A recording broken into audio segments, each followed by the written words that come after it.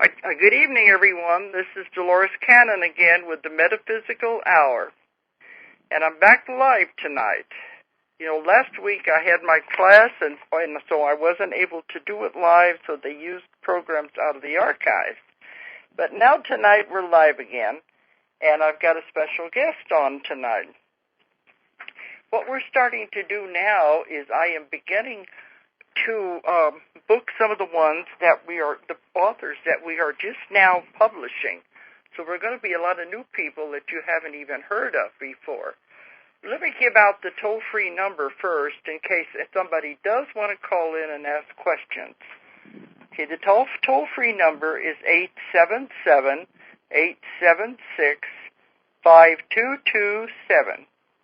877-876-5227, in case anyone does want to call in and ask any questions. And now speaking to my guest, if someone does call in, they make a little beep.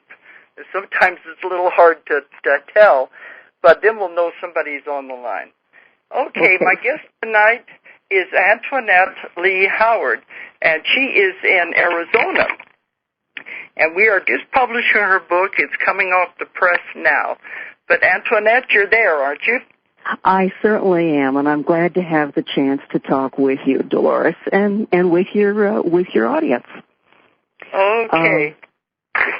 Because, like I said, we're starting to do some of the new books that we haven't had the authors on here before.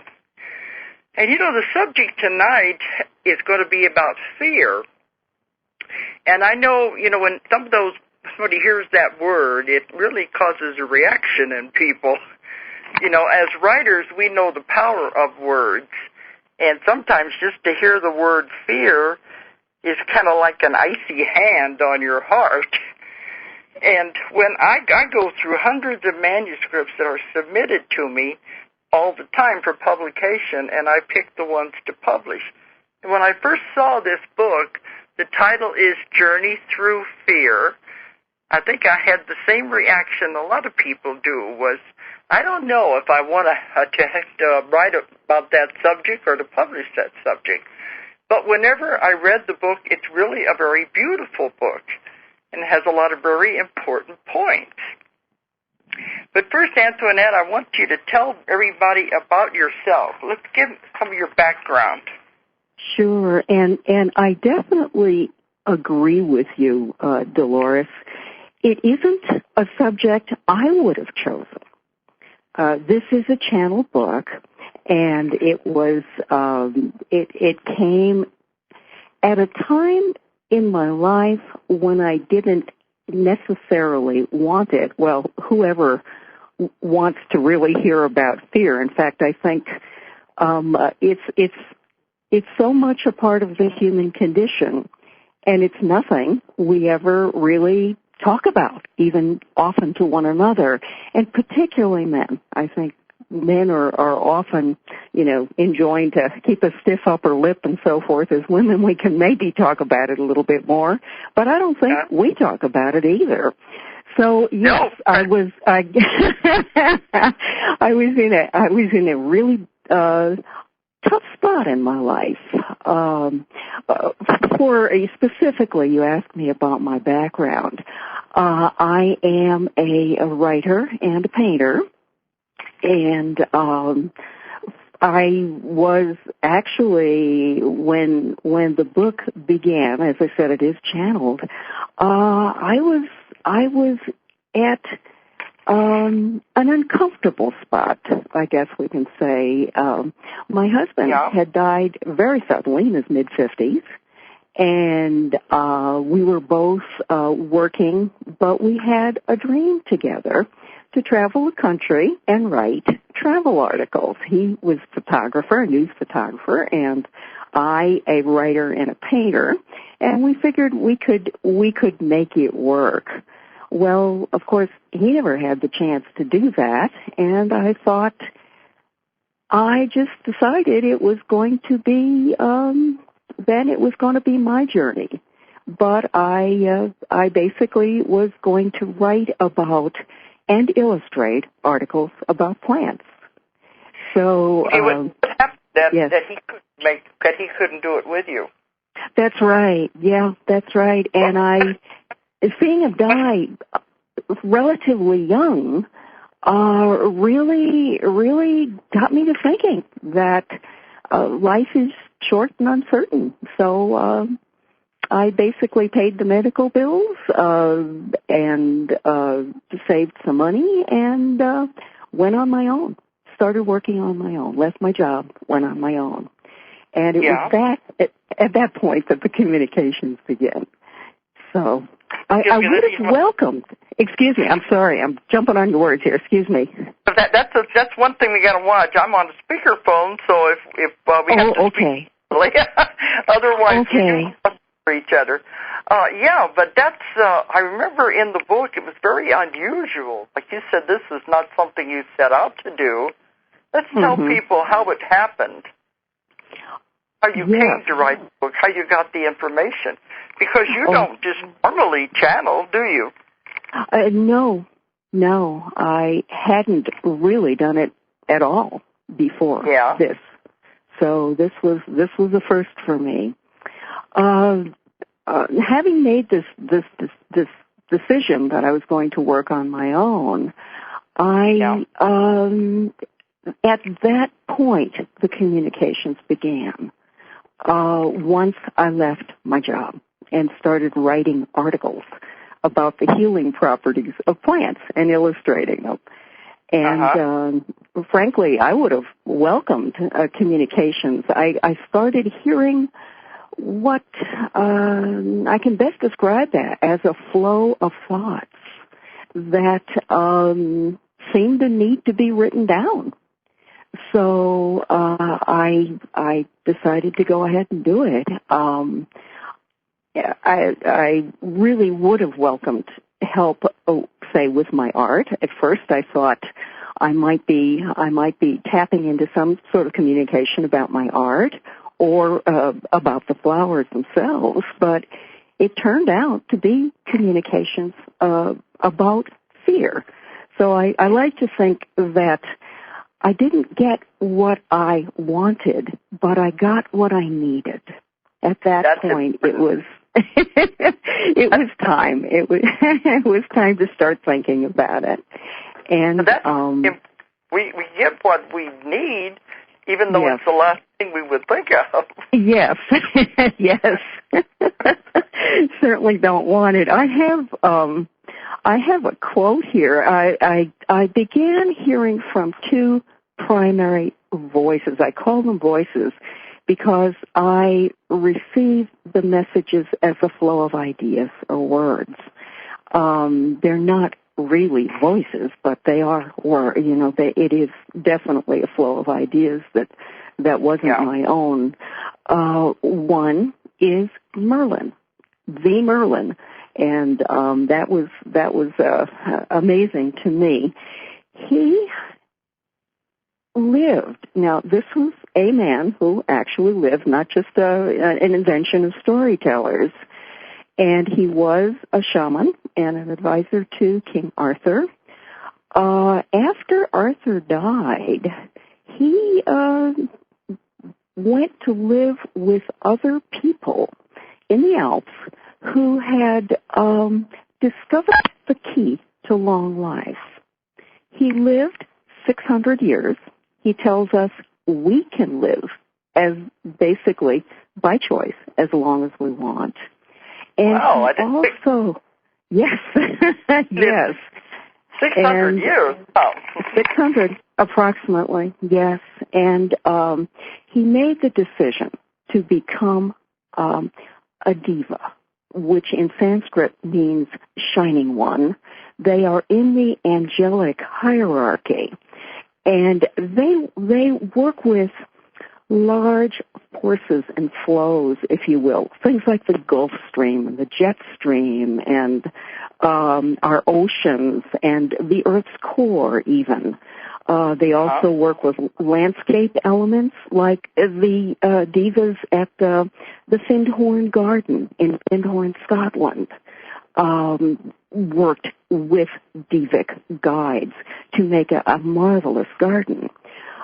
families of plants and animals, mineral deposits, even the flow of the seasons. These are the guides.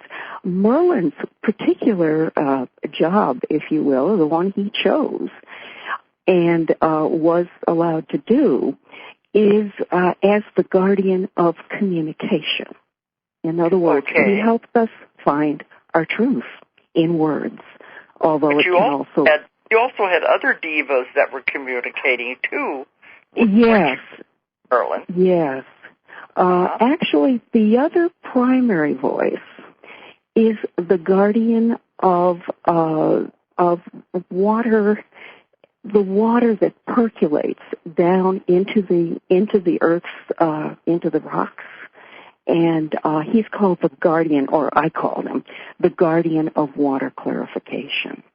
So these two main voices walked me through the process of understanding fear, and basically stayed with me as I wrote the book. They didn't tell me how to write it. I can't tell you how many times I told them I needed an outline. That really wasn't their purview. They just figured that if I got it, readers would get it. But they definitely told me they wanted a book written. They actually... Whenever this all began, how did you feel when you first began hearing the voices and this information began coming through? Uncomfortable. Definitely uncomfortable. I was still writing articles about plants and illustrating them.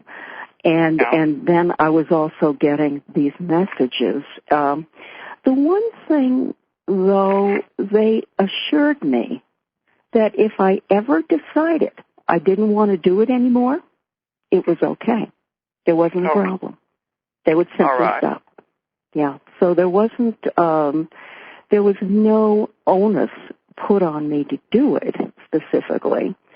And yet I was fascinated. I have to tell you, I was just fascinated. Whenever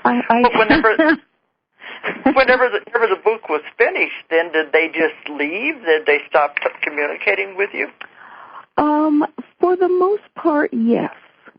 I still get some messages, but no, they're not as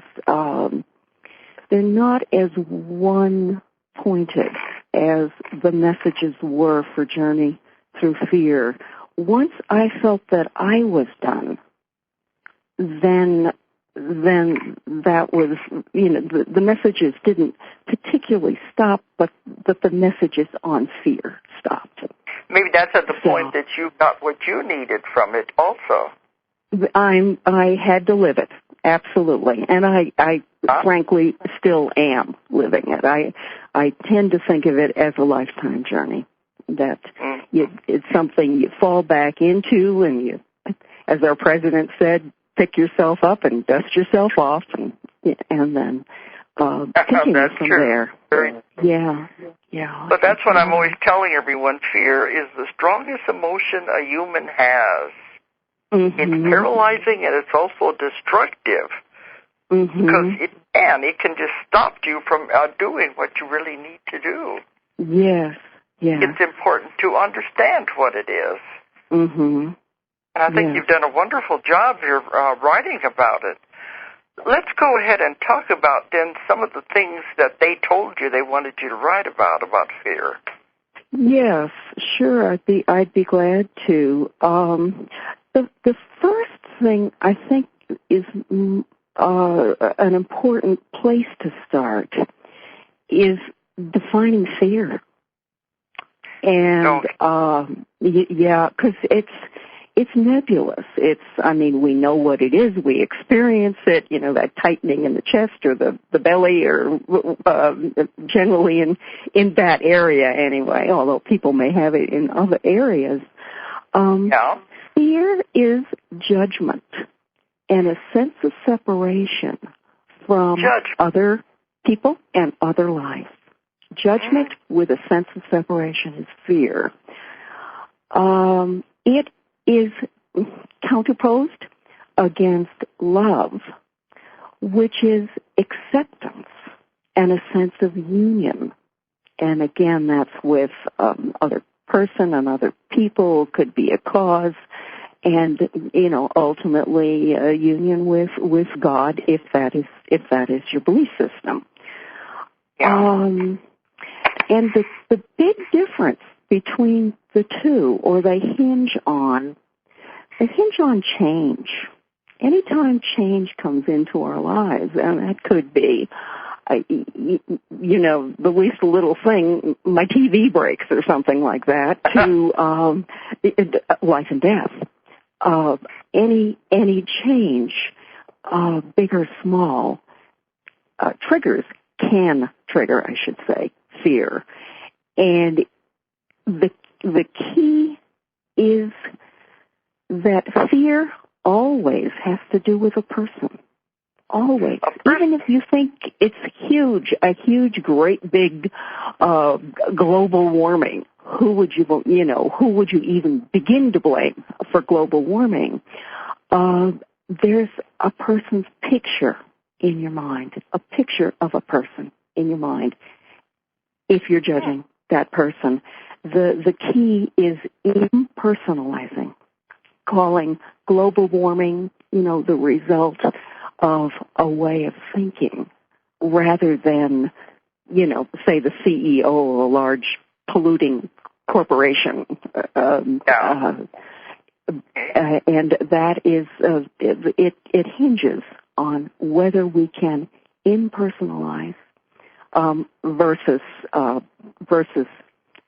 judgment, which always has a person in mind. Always. This was a tremendously hard concept for me. We must have gone over this one dozens of times before I got it. The book is edited. I've been a writer and an editor for a long time, and I asked them if I could edit out the extra, and they said, "It's your book. Do what you want with it." So true. Yes. But so I was just now the beginning. I was just now thinking of phobias, where people are afraid of things. Mm-hmm. That would go with the concept of judgment. I'm thinking fear of spiders, fear of spiders, fear of snakes, of fire. Yeah. How does that go along with judgment? Okay, a lot of our fear, and we have, at this point, made a judgment. The spider is back, and I'm afraid of the spider, whatever. But a lot of our fears come from childhood, and the image that we have of ourselves as we grow up as children. It's a time in our lives when we feel pretty powerless. I mean, we're just kids, and we feel very vulnerable. Yes, absolutely, and so. Believe it or not, there's a person behind that spider somewhere. Yeah. It could be, my mother locked me in or left me in my room alone, and a spider bit me. It could be any number of things, but it's not only fear of the spider. You're judging a person, and I know it's still a tough concept for me, especially in that kind of a context. Yeah, we're going to make I've just come to believe it. We're going to make some people think a little differently, I think. Yes. Yes. Okay. Well, another thing I wanted you to bring up, you were talking in the book about fear pairs. Mm-hmm. Is that on your list of what you were going to talk about? I'd be delighted to. Pairs. What? Yes, I'd be delighted to. That's what you call it in the book, fear pairs. Yes. Mm-hmm. There are 3 levels of fear. If you can think of fear like an egg, a cross-section of an egg, with maybe this is a magic egg because it can be healed, but if you think of it as the cross-section of an egg, it begins with judgment. And judgment is not fear itself. It is a reaction to a change that's taking place in your life. And the judgments are right and wrong, good and bad. Those are the pairs. And the pairs continue throughout throughout our travel through the egg, if you will. In other words, if you're judging something as even good, something good, like I'm say an architect building a skyscraper, and it's got to be good, because this is my way of living depends on this. Hiding in back of that judgment is also bad. In other words, you're scared that you're not going to do it right. So judgment begins the process. It's the yolk of the egg, if you will. Okay. And then you travel into immediately, within seconds, once you've made a judgment, good, bad, right, wrong, you immediately travel into fear itself, or the white of the egg, if you will. It's all based, every bit of fear that we have is all based on what I call the core fear pair, and that's what you had asked about, of powerlessness and strength. In other words, if you feel powerless, there's also a well of strength in you that you fear. And it can take a number of forms that maybe are more easily understood than powerless and strength, but it can be lack and abundance. In other words, if you're worrying about dwindling savings and you win the lottery, say, to the tune of $1 million, how's your life going to change when that happens? So you're fearing lack, but you're also fearing abundance. Failure and success is another pair. It can also be fear of abundance, because what will you do with that? Exactly. Yeah. Is that what you mean? Yes, absolutely. And you hear about people who win the lottery who, when faced with abundance, lose their money, through one, bad investments, any number of things, because they haven't dealt with the fear, associated with their newfound abundance. Yes. I'm sorry. Yeah. This would be one of the things that would keep people from accumulating money, because they are really subconsciously afraid of what will happen if they do have it. Yes, absolutely. Yeah. Absolutely. Keep them from accumulating it because of the fear. Yes. Yes. It is amazing how it permeates our lives. Even good things, or what we judge as good things versus bad things. Yeah. Other ones are failure and success, aging and youth, and sickness and health, with the primal fear being life and death. In other words, whenever you're scared of one thing, there's a fear of life as well as death in there, and it is operative when we're in this. I guess you can think of the yolk as breaking into the white, and now it all becomes yellow, and these are the major kinds of fears that we deal with once we've made a judgment.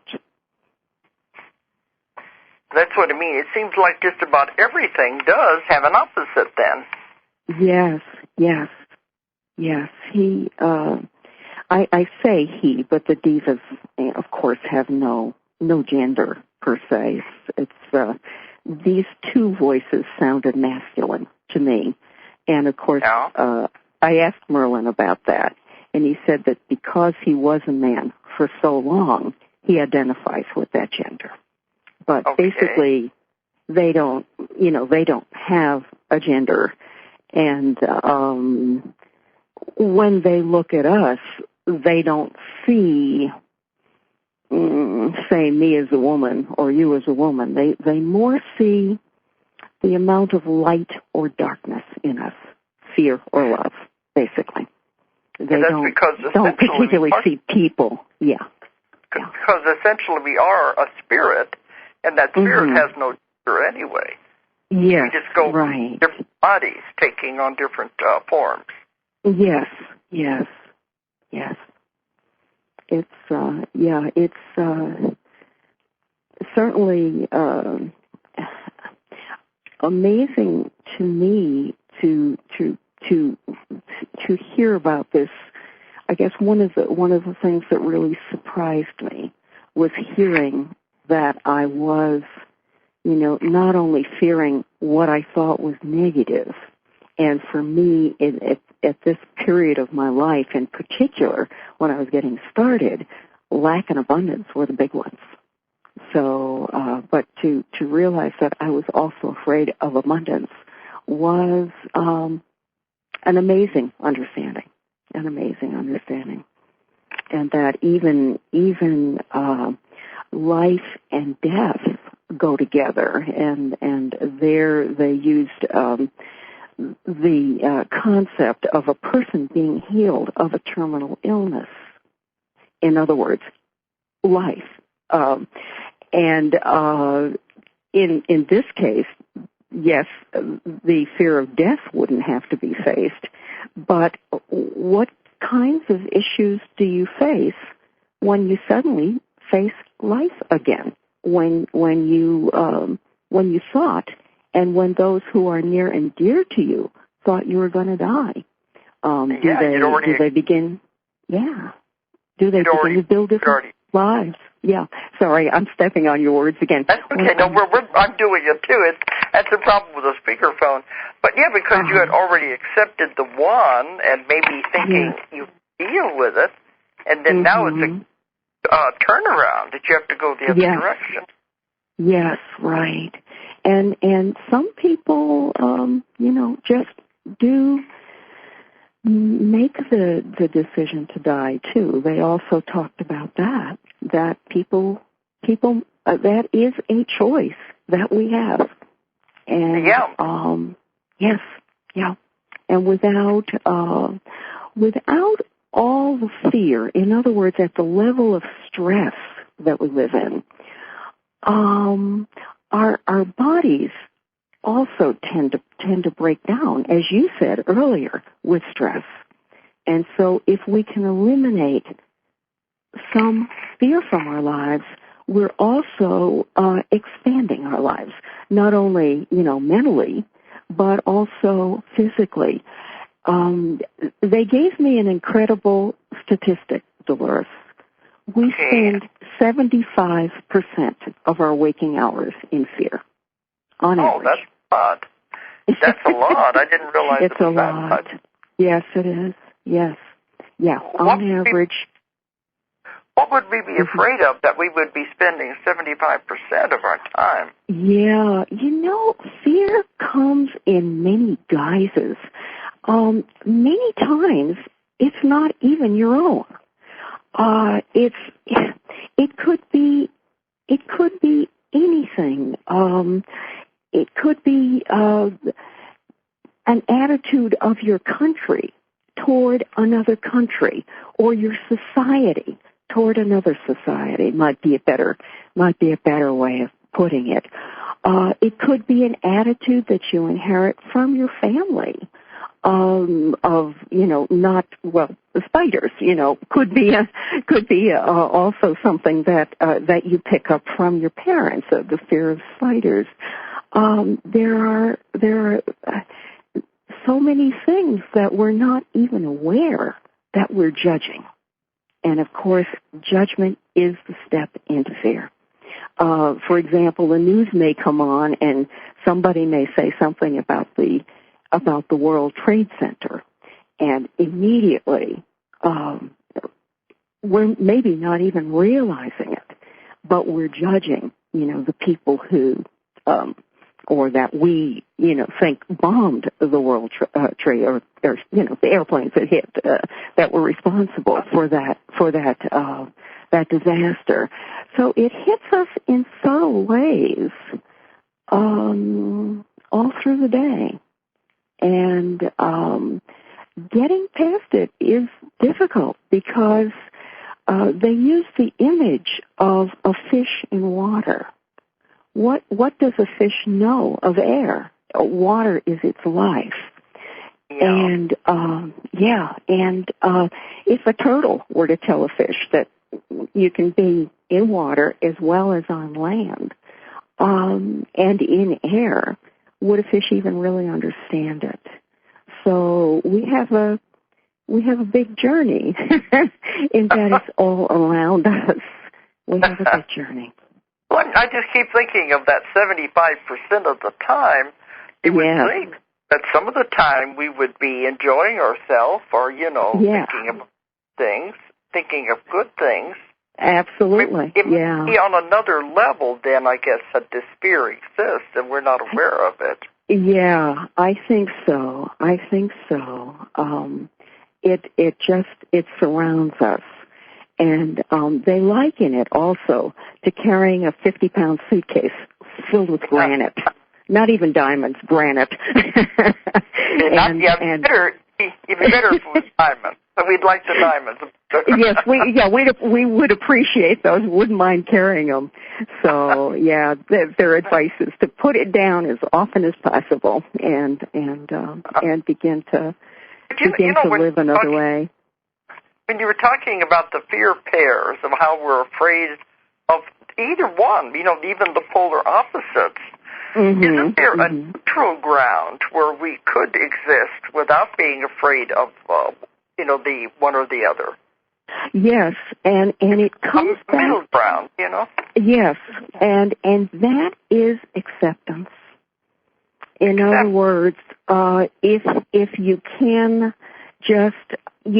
they throughout the conversations, they helped me to understand ways that I and I hope readers can go past fear, particularly when you're in this, the yellow has gotten into the white of the egg and you're living in fear.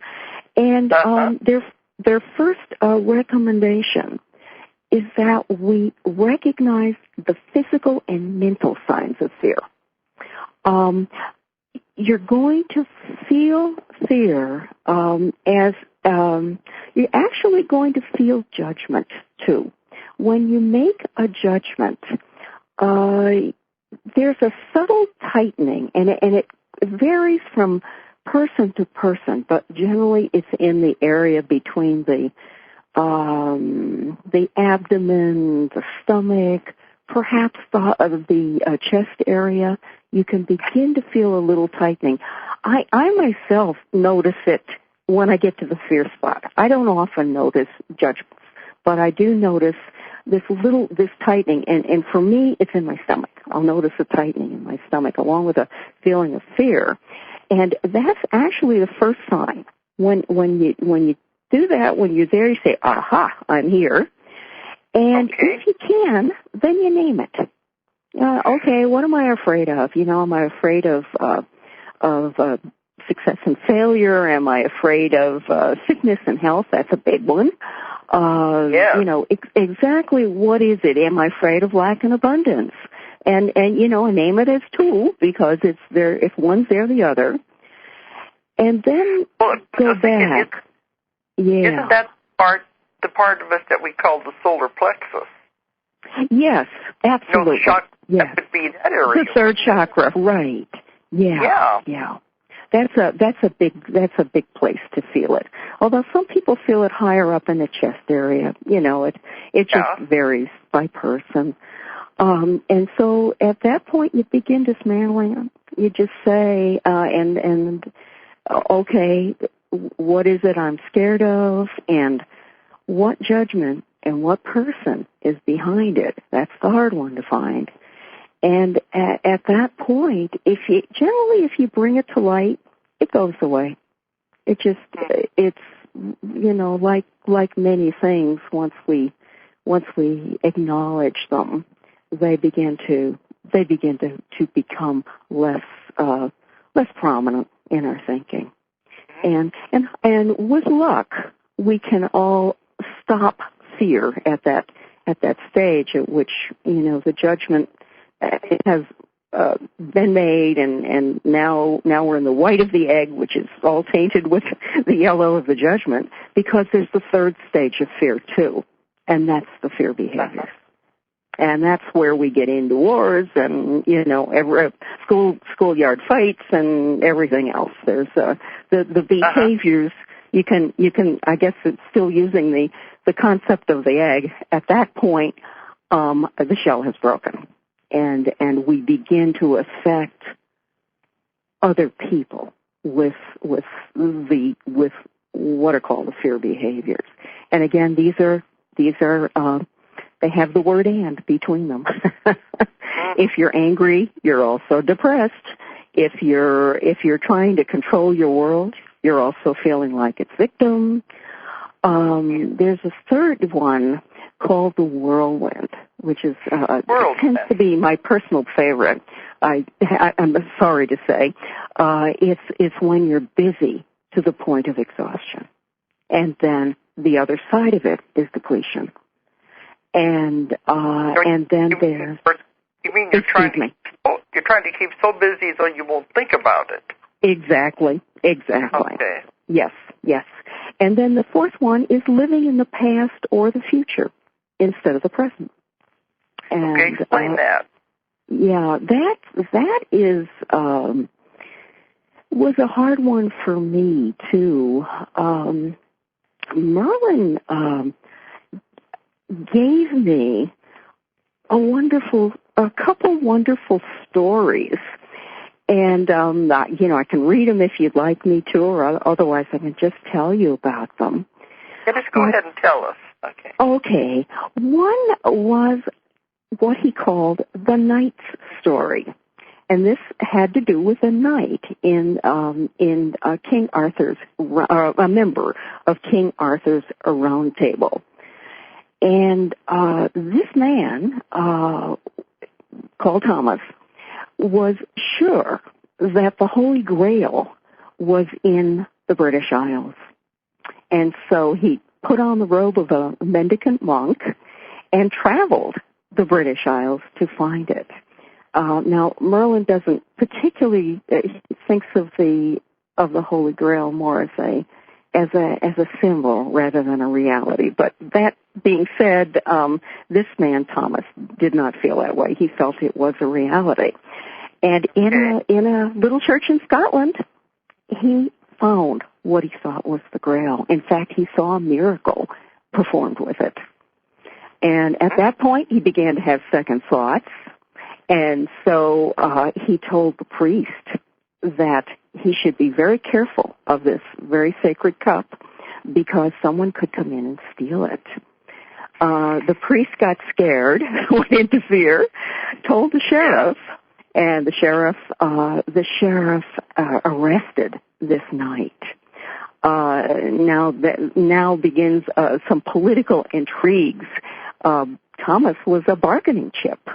And Arthur did, spent a lot of money, got him back to the Round Table, but he also felt that he had to execute him because this just wasn't something. He couldn't be considered a strong ruler and have this man who had cost him so much time and money alive. Well, Merlin stepped in and spirited Thomas away. Thomas, make it a long story short, Thomas went to Merlin's kin in Wales and basically was given carte blanche for a new life. And instead, he couldn't live it. He basically retreated into himself, into drink, into thoughts of grandeur about how Arthur was going to come and rescue him and he would have a change of heart and so forth, and basically died a broken man with one bright spot, a young boy who served him like a son. And when Thomas died, no one ever believed him in Wales. They just didn't believe him. They didn't believe he was strong enough in mind or body to have ever been a Knight of the Round Table. And so he died a forgotten man, and the young boy who had served him like a son took what Thomas's gifts were to him in the form of these stories of the olden times, and became a troubadour. So that was the man who lived in the past. And he gave another story of a man who lived in the future, basically on the Santa Maria, coming to the New World, and a sailor who he knew the world was round because he'd been a sailor all his life, but he retreated into the old fears that were prevalent in the time of the world being a rotating platter and there being a great big waterfall. So instead of enjoying his journey to the New World, he kept waiting for the waterfall. He was on the journey of a lifetime, but he didn't live on that boat. He lived in the waterfall, which of course wasn't there, but that's 20/20 hindsight, he was living. World. He wasn't living in the present. Neither one of them were the present. They're living past or the future. Yes, right. We know so many people like that in our own lives that all they talk about is what they have done, who they were, in the past, and yet the future, the present is slipping away because they're living in the past. Yes. And, or what I will someday in the future, and so I see what you mean, and they're not really living at all. No, they're not. And that's one of the fear, the major fear behaviors, and of course anger and depression and control and victimization are other big ones. Those are the two that tend to more spread out into the world, and in countries or in, big organizations of many kinds. You find people dealing with control and also, with anger and retaliation and so forth. And those are fear behaviors. Yeah. That's one of the things that I write and lecture about, too, is that I tell people not to buy into the fear tactics that are on TV. We hear all the time. They keep talking about the economy as it's collapsing, the stock market, and all fear tactics. And you don't have to buy into that. We surely don't. You can look at it, but you don't have to say, oh, my gosh, I'm going to lose everything because everything is collapsing around. It's a choice which way you want to go. Exactly. And if you can somehow impersonalize it and just say, well, instead of, say, blaming the company or the president or, whatever picture is at the base of the initial judgment you made of bad, if you can impersonalize it as saying, this is something that's happening now. It's all people have everything in them. We have, the divas call us, the greatest saints, as well as, we're Jesus Christ as well as Attila the Hun. We have those dualities within us. And if you can somehow go beyond those, that's the key to finding a sense of freedom from these fears that just say, well, it's part of the human condition. What am I going to do about it? They used what I thought was a good example. Hurricane Katrina in New Orleans caused so much damage, and I believe it was the Guardian of Water Clarification was talking about that in terms of, if you don't go beyond a judgment of, say, you can judge any number of things. The government is one for not going in quick enough or not doing things, basically once you make a judgment, and you're also seeing a person when you think of the government, it isn't just a nameless government. It's you also kind of stop yourself from helping. In other words, the people who could, go to New Orleans and help the people there clean up the city were those who could say, okay, this is something that happened. I'm not blaming the government. I'm just going to help.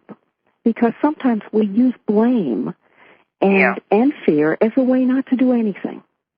We just sort of, we just sort of sit there. That's one thing that I would talk about. We do create our reality. We create our world we live in, our own personal world. And that's why I said, you want to buy into this fear and make your world a negative world, or do you want it to be a positive world? Yes. We have enough power to do that. Yes, we just don't realize. We don't understand the power we really have. Yes, yes. I'd rather live in a positive world. Yes, absolutely. Yes. It is so it's so important. In fact, they actually give a way to live more happily, what they call a circle of happiness. And I thought it was helpful enough to me that I put it in the book too, as a way, as a way to live. And one of the really important things is one of the littlest things, to smile. What's that? Merlin made the point that our smile is the body working as a teacher to the mind to say that there's nothing that's dangerous or disastrous or anything else out the door right now. Yeah. Yeah. So that the smile is a very powerful tool, believe it or not, for people. It's something we, or at least I anyway, totally overlooked the value of the body teaching the mind. And another one, of course, is blessing. The blessing or the prayer of blessing, or however any of us expresses honor of other people and places, and even just, the beauty of a summer day. The blessing is important, and not blaming ourselves is a real big one. We don't, we live in this atmosphere of fear. It's where we were born. If you believe in reincarnation, or we came, whether or not you believe in reincarnation, we came here to do a particular job, and so. Just get on with our jobs. And then the other thing is silence each day. And they break it down into active silence, which is doing something you love, like cooking or walking or whatever brings you joy. And then reflective silence, which can lead to meditation, but it also can be something as simple as reading a good book. Or reading some uplifting book, whatever it is. But they suggest that we put silence into our lives each day too, and as a way of expanding. They're simple things, but they're very important things. Yes. That get overlooked, because that's what I said. The fear is paralyzing, and then you don't grow. Yeah. And one thing I've found, that the thing we fear the most, sooner or later we're going to have to face it. You can't get away from it. And then either conquer it or it conquers you. And which way do you live? Right. It does. It is there. You're right. And it's a test, and eventually we have to face it. So Yes. It's better if we can recognize that. Well, I'm watching the clock because we're going to have to go up. It's amazing. See, it's already been an hour. Wow. Okay. Yeah. But if people, the book is called Journey Through Fear, and the author is Antoinette Lee Howard. If anybody wants to contact you, do you want them to contact you directly, or do you want them to go through us? How do you want them to do it? Oh, okay. I have a Yahoo address. Okay, you want to give out? Yeah, sure. Be glad to. It's Devic, D-E-V-I-C, messages, all one word, Devic messages at yahoo.com. And I'll be happy to answer emails, sure. Devos, D-E-V? D-E-V-I-C. M-E, Devic, yes, messages. Messages. A plural on messages, yes, at yahoo.com. Okay, because when the book comes out, you're going to get a lot of people wanting to talk to you and wanting to write to you, and that's very important. Sure. All right. Yes. And if anybody wants any more information, they can always check out our website. It's Ozark Mountain Publishing, and that is abbreviated, OZARKMT.com. Or if you're overseas, it's OZARKMT.com. And you can get all the information about the books and all the events that are coming up. But Antoinette, I want to really thank you for coming on tonight. Oh, I thank you for having me. This has been delightful. Yes, and you've done a really good job. I appreciate your faith in the fact that people will want to learn about fear. I hope so. I hope that I can help. That's why I published the book. I think it's a very important message to get out there. All right, so now it's time to go, so I'm going to say good night to everyone and have a good evening and until next week. If you enjoyed the show, check out more of our other videos and be sure to subscribe and click the like button. Thank you for listening to the Metaphysical Hour with Dolores Cannon.